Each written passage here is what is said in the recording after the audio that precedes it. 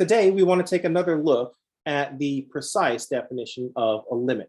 I like to put this out in front of y'all early and then start building an intuition. So this is what's running in the background.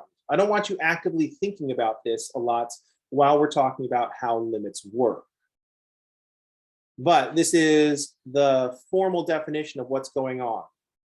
Once we start thinking, once we start introducing examples to build an intuition about how limits work, we'll start playing the what if game. So you think, well, what about this case? What about this case? What if this is what's going on? And anytime those questions start coming up, we go right back to this precise definition of what a limit is. And we start thinking about it from that perspective. We go back to exactly what we're talking about when we say limit in math. Words have all kinds of different meanings out in the rest of the world, but in math, words mean things.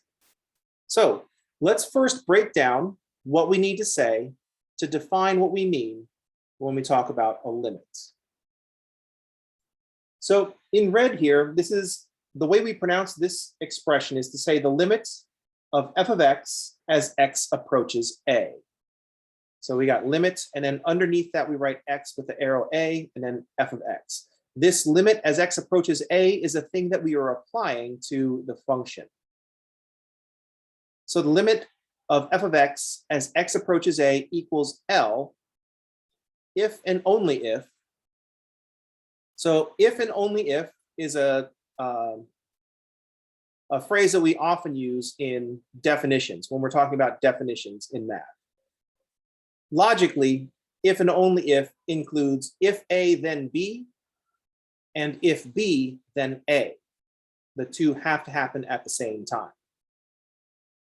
A is just where is telling us that a limit is a local calculation. It's a thing happening at a point. What's happening as x is getting close to this value a? So we've looked at problems in the past. What's happening as x approaches 2?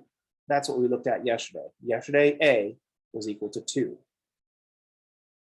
So the limit of f of x as x approaches a equals L if and only if for every epsilon greater than 0, there is delta greater than 0 such that the absolute value of x minus a is less than delta, implies that the absolute value of f of x minus L is less than epsilon. Those are all the pieces that we need to say to write down the definition of a limit. Let's take each of these pieces and talk about what we mean. So first up, epsilon and delta are just the variables that we chose to write this definition. I could have used P and Q, but for some reason we went with epsilon and delta. We, like I was there. I wasn't there. I missed this meeting. I think I called in sick that day and I was like, not actually sick. I just didn't want to go to this meeting because we'd be picking variables for stuff. But now I realize I should have gone because they went with epsilon and delta. So what are you going to do? So the claim that we're making is that the limit of f of x as x approaches a is equal to L. We're saying this function has a limit and the limit is L. What this means is that for every epsilon greater than 0, this is how close we want f of x to be to L. So epsilon is how close we need f of x to be to L. This is our tolerance. We choose how close f of x needs to be to L. I want f of x to be within 1/10 of L. So epsilon is 1/10. I want epsilon to be within 1/1000th. So epsilon equals 1/1000. I want the difference between the function and the limit to be 1/1000. And notice that this says for every epsilon greater than 0. So you can't say that this limit is just fine as long as epsilon is limited to 1/1000. That's not small enough because someone could come along and say, you said for every epsilon, I want epsilon to be 10 to the negative 6. So every time someone comes along and chooses an epsilon, we have to be able to find a delta. So delta is the one that we have to go find. Epsilon is chosen. That's the tolerance that we want. Delta, a lowercase delta, is the one that we have to go find. Delta is going to represent how close x needs to be to a. The idea is if we pick an x that is close enough to a, then f of x will be as close as we want to L. And that's what we're expressing in this last phrase. Here's how the epsilon and delta work out. Whenever x is within delta units of a, that's what this phrase says. The absolute value of x minus a is less than delta. Whenever x is within delta units of a, whenever that happens, f of x will be within epsilon units of L. That's what absolute values, the symbols mean. So let's draw a picture of what's going on here. Let's first look at, before we do the picture, let's first remind ourselves of how absolute value inequalities work. So there's how we solve absolute value inequalities and how we picture absolute value inequalities. So let's just do a quick sidebar for absolute value inequalities.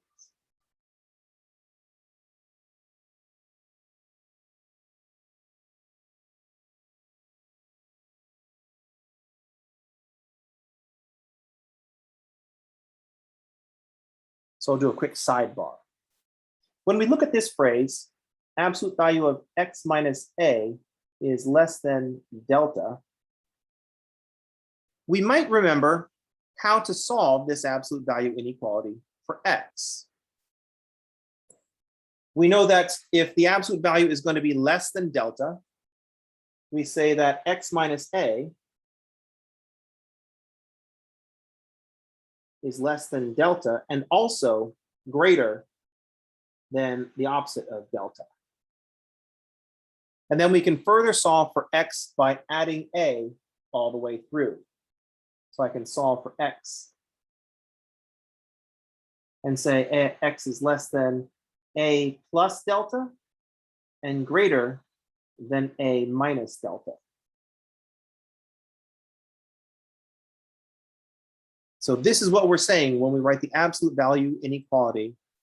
Absolute value of x minus a is less than delta. We're saying that x is between a minus delta and a plus delta. X is within delta units of a.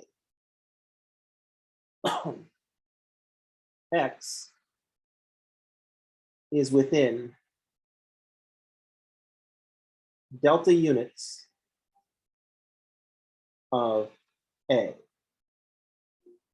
That's how we want to think about this absolute value inequality. Graphically, what we're looking at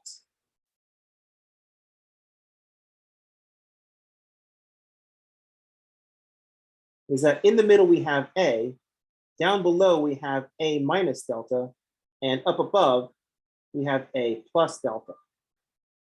And x is in between those two values.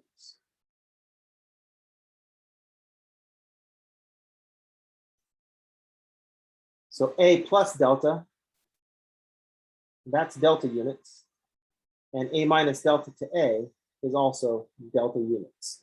X is in that shaded area, strictly between a minus delta and a plus delta.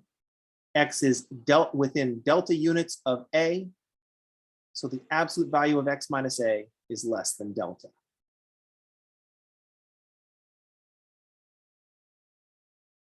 Similarly, we want that for the difference between f of x and L. So just going to do the same maneuvers. If f of x minus, if the absolute value of f of x minus L is less than epsilon, one way we can read this without just spelling it out is to say f of x is within epsilon units of L. F of x is within epsilon units of L. We would solve this the same way. If the absolute value is less than epsilon, then f of x minus L is less than epsilon and greater than minus epsilon. This is just how we solve absolute value inequalities. If we solve for f of x, we can add L all the way through. So I get L minus epsilon down below, f of x in the middle, and L plus epsilon up above. So on a number line,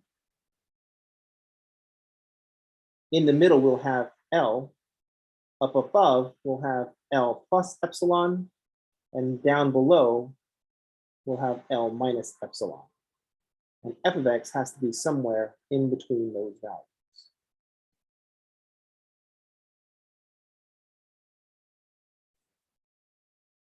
So epsilon is the tolerance that we need. Delta is how we make sure we hit that tolerance. So for example, if I'm making an electrical component and the resistance on the label is going to be 100 ohms. That's kind of a lot. It's a math class. We're not going to have, I'm just going to use ohms, not like, kilo ohms or anything like that. We'll make it a very small resistor. On the label, it says this is a 100 ohm resistor, but we know that not every resistor is going to be exactly 100 ohms. We're going to look to see what the tolerance is. What's the epsilon for that resistor? And it might say something like plus or minus 5%. So the epsilon for that resistor is 5% or 0.05.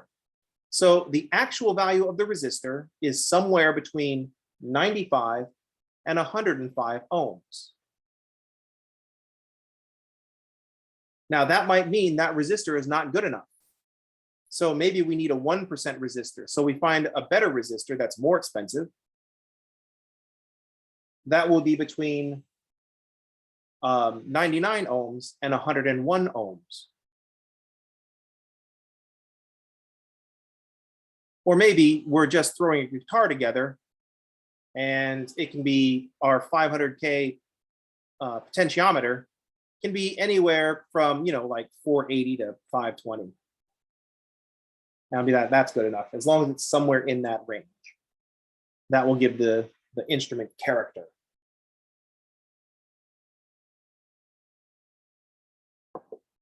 Any questions? So here's our epsilon. And here's another epsilon. Epsilon on either side. That's why I refer to epsilon as a tolerance. Now, epsilon is the tolerance that we choose. Epsilon is the tolerance that we choose. Delta is how we make sure that tolerance happens. So for example, I recently rebuilt one of my guitars, so this is why it's on my mind. Let's suppose that we're making a pickup for an electric guitar. Now, most of you might be thinking, dude, I don't even play electric guitar. Why are you talking about pickups? The context is not relevant. But let's suppose that I need the resistance on this pickup to be 8,000 kilo ohms. What affects the resistance of the pickup is how many times I wind the copper wire around the magnets. So if I need to be within 10% of an 8,000 kilo ohm or an 8,000 kilo ohm pickup or an 8 kilo ohm pickup, I don't actually wind my own pickups, then I have to know how many winds I can be above or below so that I will have that target resistance. So I want if I want the resistance to be within 10% of 8,000, then my number of winds needs to be within 100 of, let's say, 10,000 winds. So delta is how close we need to put x to a so that we're guaranteed that f of x is within epsilon of L. Here's where the x is going to be.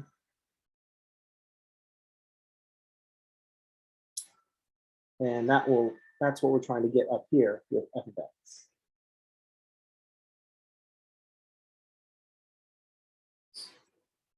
So let's draw a picture of what's going on.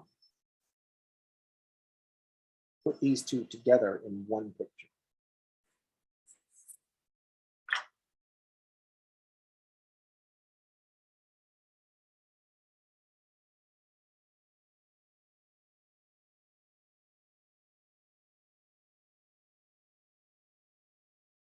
So this is what we want to happen. This means if the limit as x approaches a of f of x is equal to L, that means for every epsilon greater than 0, there is delta greater than 0, such that as long as x is within delta units of a, f of x will be within epsilon units of L. Let's draw that on a graph.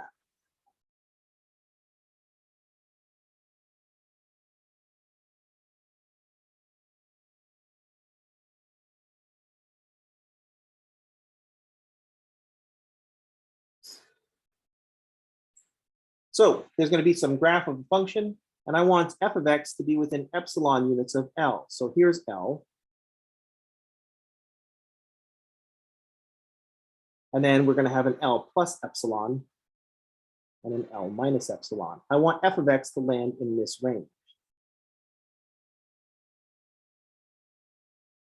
Because someone has given us a tolerance of epsilon. Down on the x-axis, we'll have some function, or we'll have some value a. Let me draw in the function.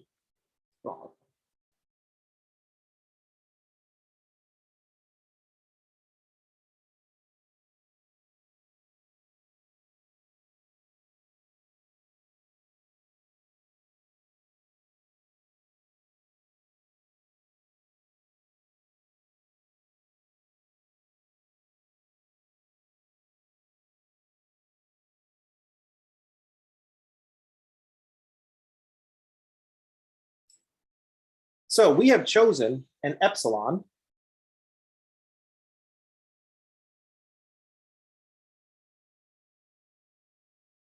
That's how close we want f of x to be, to make sure that f of x is in between those values.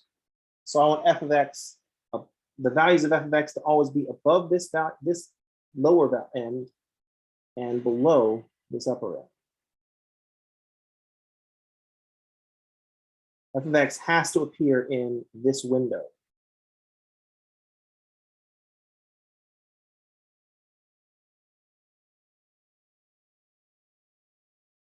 So this will show us how close we have to be to a.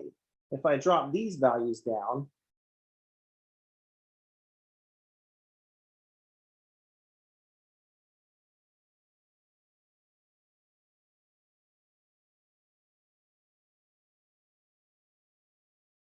here's the window that we want, and we can see what we need to make delta.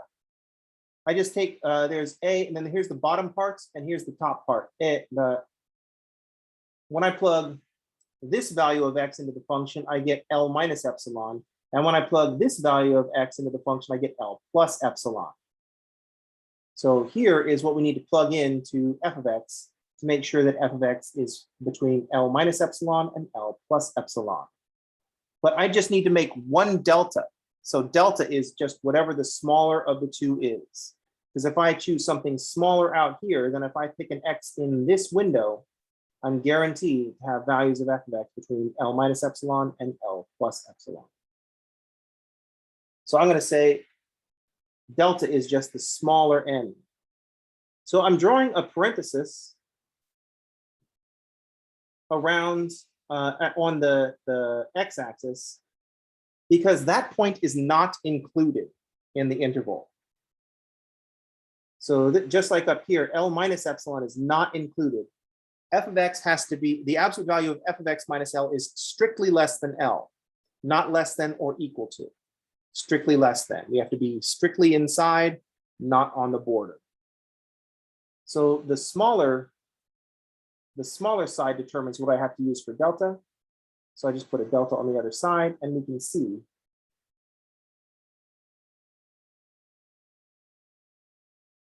f of x is now guaranteed to be inside this window.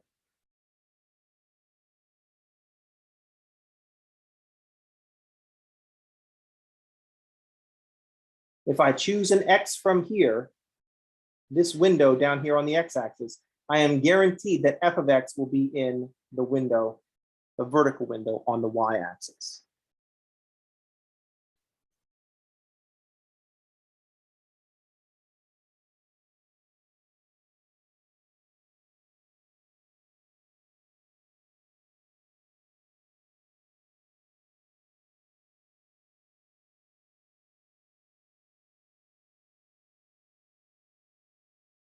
If we choose x from that interval,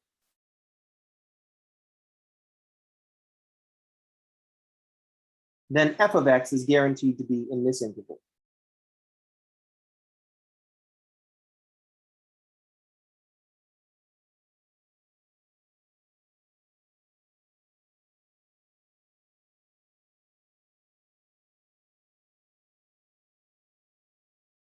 This is the big idea behind a limit.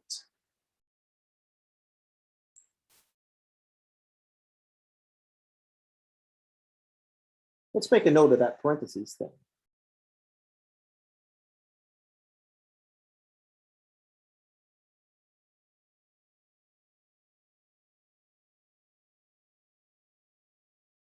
So we're using parentheses to mark endpoints of an interval when they're not included.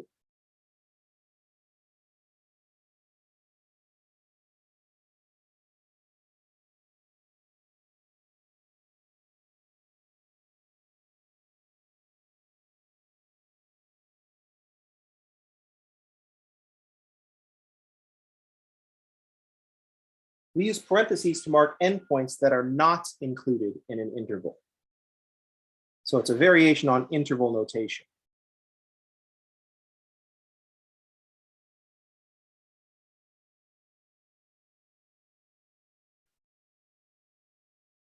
So if I write an interval like this, where x is strictly is greater than or equal to 2, but strictly less than 5, 2 is included in this interval, but 5 is not.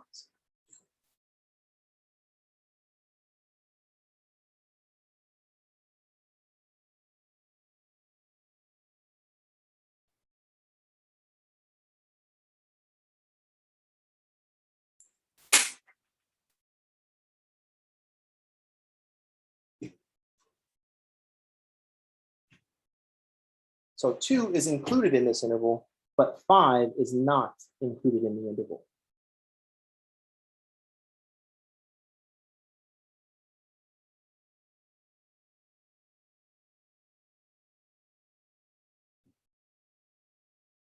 To indicate that in interval notation, sometimes we use interval notation to represent an interval. So to indicate that 2 is included, we might write this in interval notation.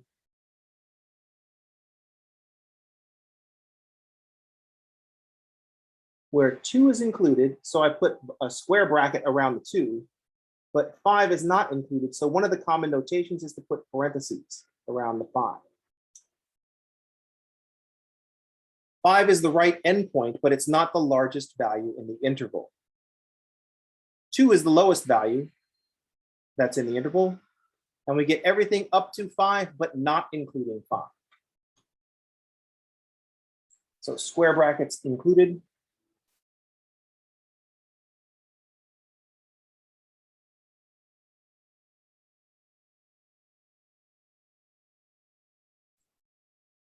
Parentheses not included.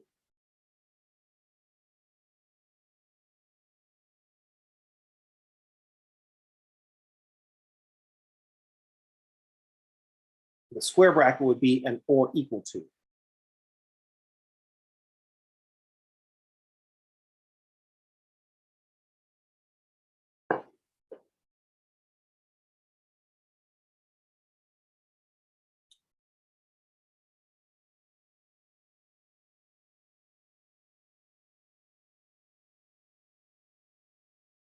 So this is how we define what we mean when we say that the limit of f of x as x approaches a equals L.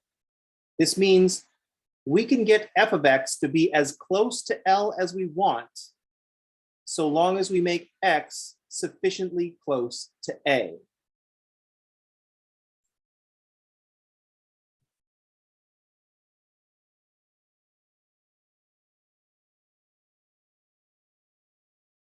We can get f of x as close to L as we want,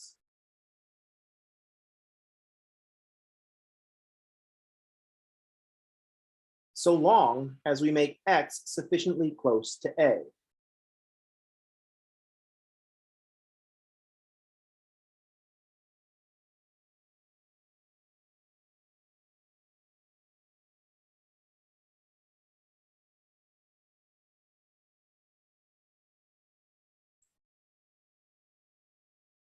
So this is another important way to think about what we mean when we talk about limits. We can make f of x as close to L as we want, so long as we make x sufficiently close to a.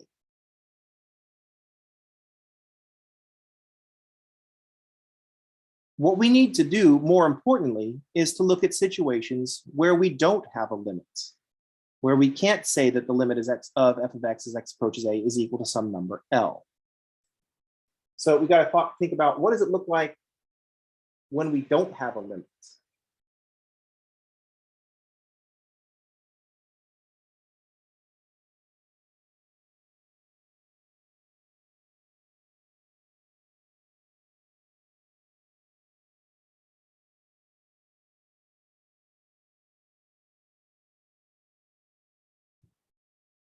We got to think about what it looks like if we don't have a limit.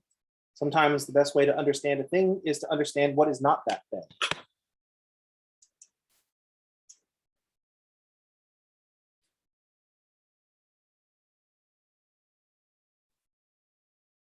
What we have to do in math is quantify everything so that we don't have phrases running around math like, we'll know it when we see it. We have to be able to define things so that everybody will know. It's useful, and we are actually going for a strong intuition about how things work. But we have to have a rigorous way to explain what we're looking for. So if you're looking at all this math stuff and think, man, this seems very weird, that is correct. This is the first time, this is possibly, and even probably, the first time that you're looking at math and we're talking about it in this way. A lot of times we think of math and it's just like you learn to do a process and then you practice that process, and then you're, if there's great tragedy in the educational system, you are either declared good or bad at math, which is the worst thing that we can do. At this point in your mathematical career, no one can tell if you are good or bad at math yet. You have not been challenged with math where we could make that determination. You might be awesome at arithmetic, but not really good at math overall. You might have been really awesome in your algebra class, but that does not really mean that you understand algebra when we really look at the way that we ask students to learn algebra. One of my friends, a player in my group and one of the DMs in my group, is an accountant. I know way more math than he does. He's way better at math than I am. It's more than just being able to calculate things fast. A lot of times people decide that calculating things fast is how you determine if someone is good at math. That just tells you how good they are at calculating. And I happen to know a dude that's going to be faster still. It's like my job, man.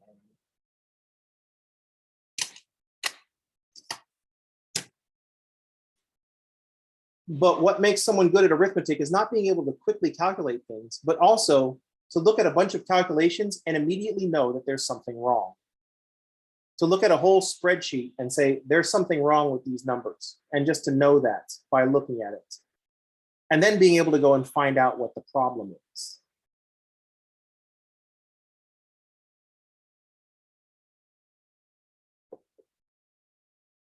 So let's take a look at a few examples where we don't have a limit. We cannot make f of x and L and A fit this definition.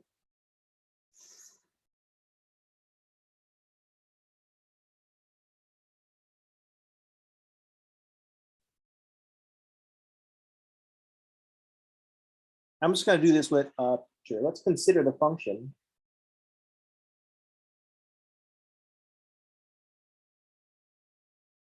And let's draw a function.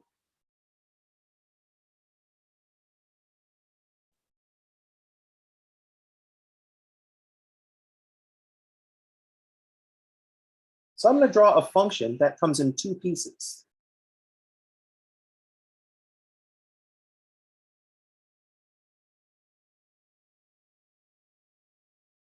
So one part of this function, as we're approaching, let's see, this looks like about 2, so I'm going to call it 2.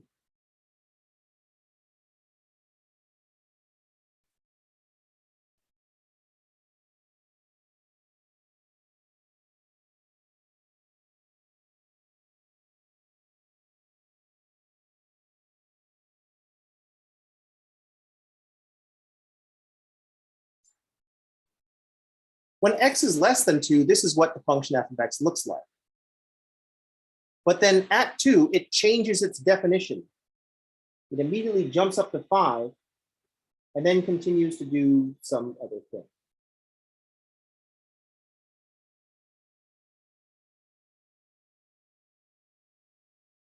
So let's consider the function f of x, a piecewise a piecewise function that changes what it does at 2.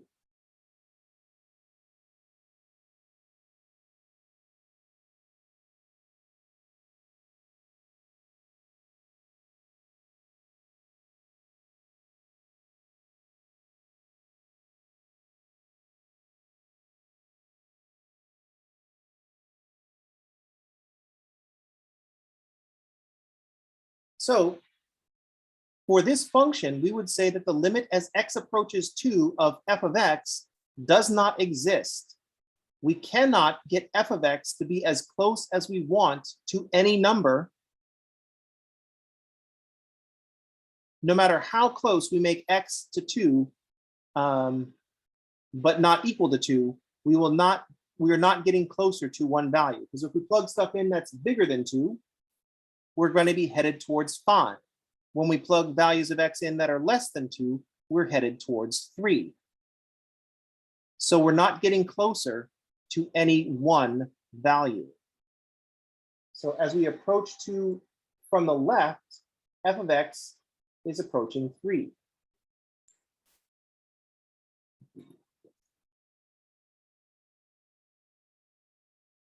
As x approaches 2 from the left,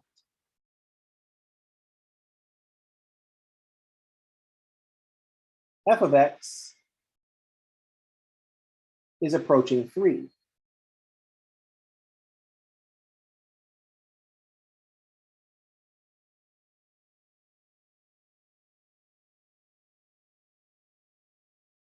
But as we approach, as x approaches 2 from the right, f of x is headed towards 5. So on this end of things, we'll say as f of x, or as x approaches 2,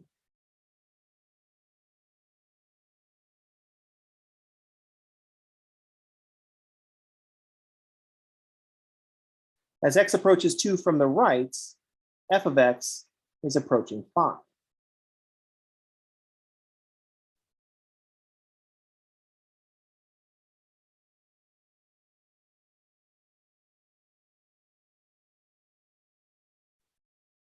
F of x is not approaching any one value as x approaches 2.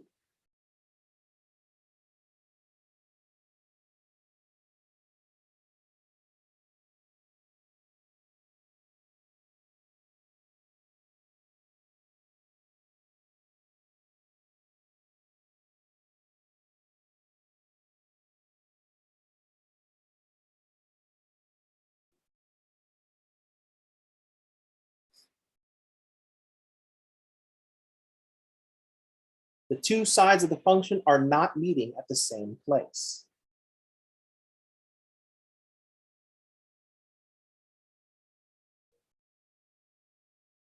Now, I put these numbers at 3 and 5 to try to tempt you into making an average and saying, what about 4? We will never be within 1/10 of 4. F of x is never within 1/10 of 4 when x is anywhere near 2. F of x will be within, if f of x is, if we try to make L equal to 4, the closest we can get there is 1. But the definition has to hold for any value of epsilon. So no matter what value of L we try to pick in here between 3 and 5, f of x will not be within epsilon of that value. Even if we pick 5, that works here on the right, coming from the right, but not from the left. We're too far away.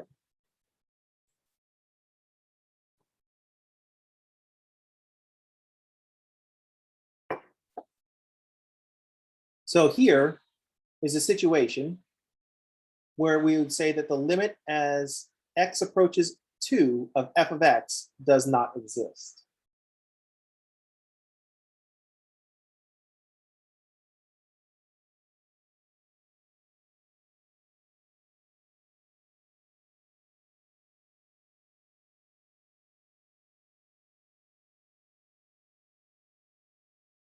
Sometimes we'll abbreviate that with DNE. Does not exist.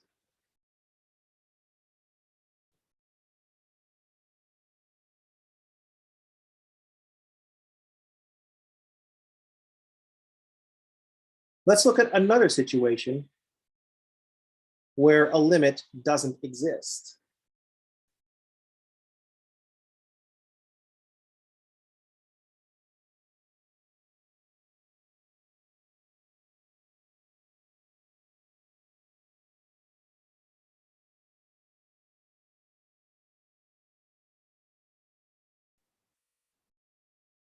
And we can use an explicit function for this one.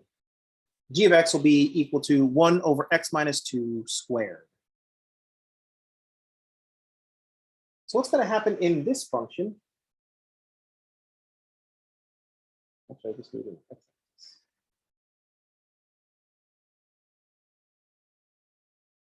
What's going on with this function is that when x x can't be equal to 2, this function has a vertical asymptote at x equals 2.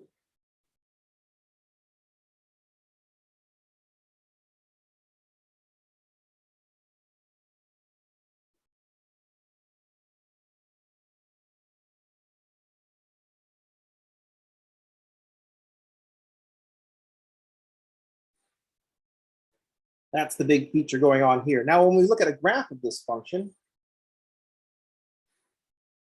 as x approaches 2 from the left, the function heads off towards infinity because we're just taking 1 and dividing it by an incredibly small number. And then as x approaches 2 from the right, we're doing the same thing. We're just taking 1 and dividing it by an incredibly small number. I can never draw my Atari functions symmetric.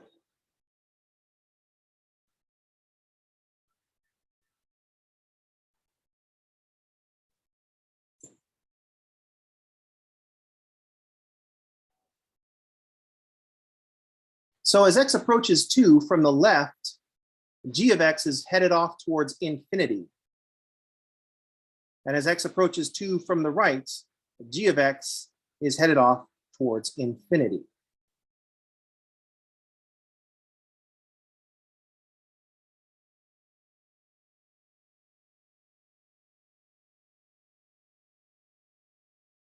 As x gets closer to, g of x goes to infinity.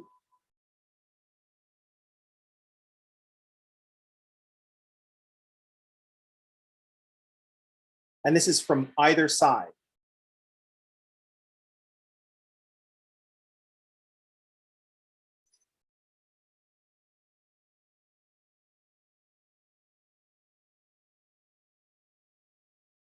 So here's another situation where we cannot make this function fit the definition of a limit for any value of L.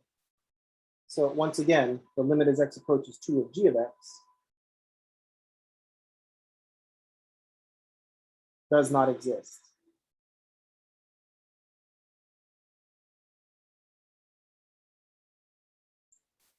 G of x is not approaching any value.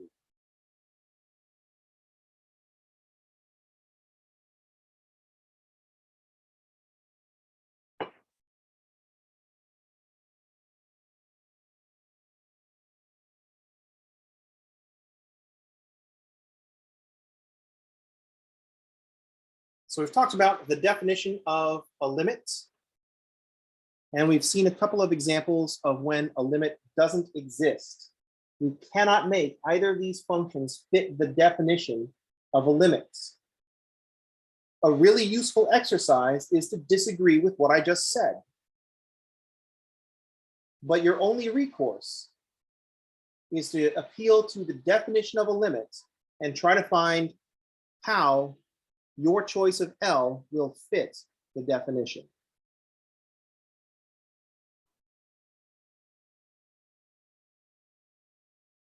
So because what's going on here, as we plug in values of x, and here the x's are approaching 2, here's x approaching 2, the values of g of x are just going to get bigger and bigger and bigger. And same thing on the other side, as x approaches 2, if you just trace along, as x gets smaller, or x gets closer to 2, the values of g of x just go on and on and on.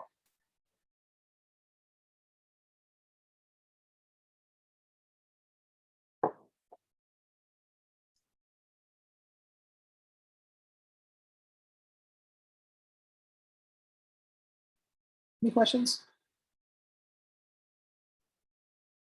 So like I said, the most important thing to do right now is to disagree with me and say, no, I can make this fit the definition of a limit. And then try to convince yourself that you're wrong. Incidentally, a lot of you are going to be scientists in the future. And one of the things that I think people don't really understand about how science works is that you don't go out to prove yourself right. You are going out there to prove yourself wrong. You're not out to prove that you're correct. You're going to come up with an idea and try to prove that it's not true.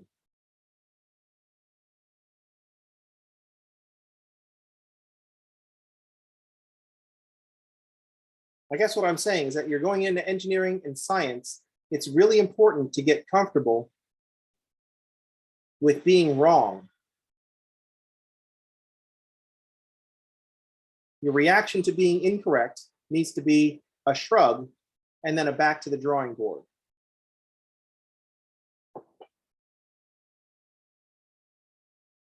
These aren't symmetric and it's driving me crazy. I have to stop looking at it.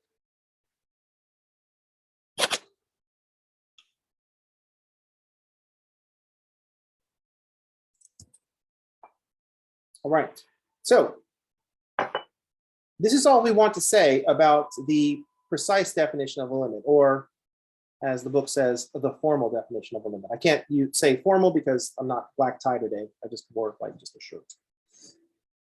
Next year, I'll have to keep that in mind, that this is the formal definition of a limit and wear dress appropriate.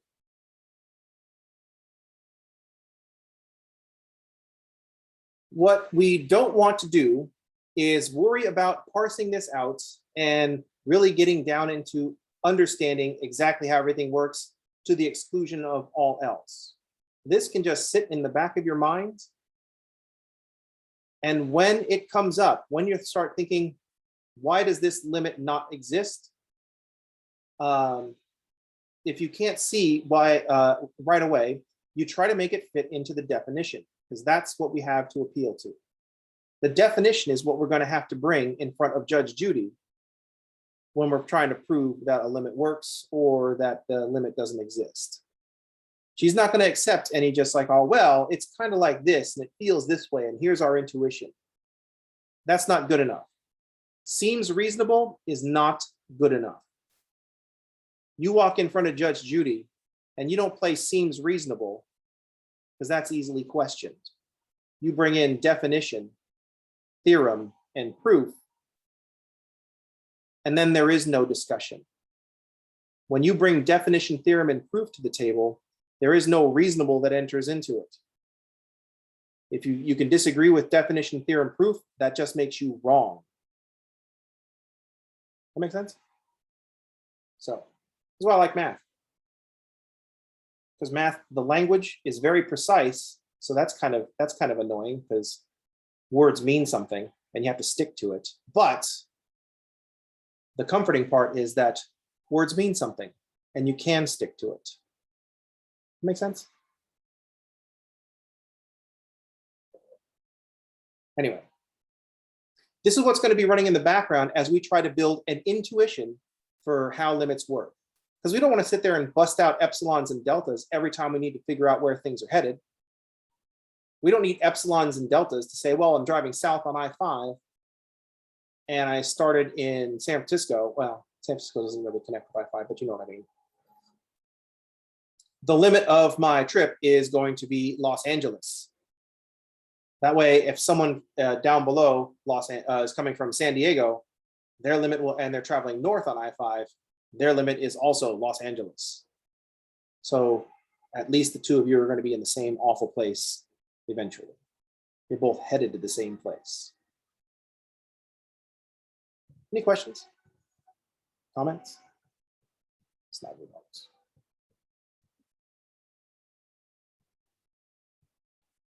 All right. Let's pause the video here and go over any other questions that you might have. So this is going to be the sign off of the video, and then eventually we'll sign off of the class. So that's it for today. I'll see you all on tomorrow. Keep working on your homework, and thanks for playing.